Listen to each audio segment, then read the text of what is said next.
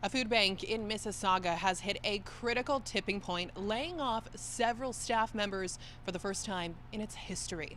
I've been a leader at the food bank for the last 15 years, and we've never had to do anything like this before.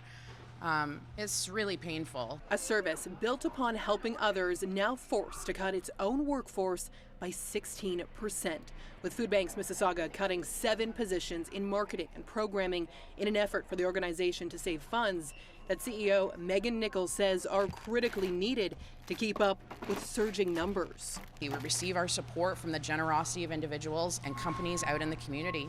And so if people are feeling the pinch themselves, we have folks coming to us saying, I need to use the food bank, who used to be donors to the food bank. It makes it even more difficult for us to raise the resources within our city to feed the people who live here in our city. In 2019, the food bank supported 19,000 people. In 2024, 56,000. And by 2027, Nichols says they are anticipating that 100,000 people in Mississauga will need the food bank. It's a trend that is being noticed at food banks throughout the country and in Canada's largest city. What has happened in Mississauga is not surprising. We have had a food emergency declaration in Ottawa, in Kingston, in Mississauga, and now here in the city of Toronto. And so it's a sad state.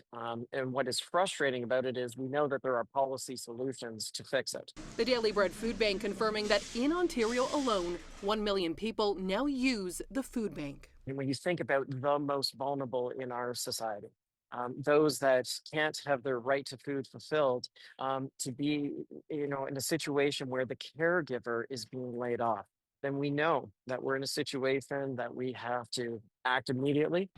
So Food Banks Mississauga says that they are not anticipating any further layoffs for this year. However, they are relying on monetary donations more than ever before. And for those who may want to donate, they can do so by contacting the food bank directly.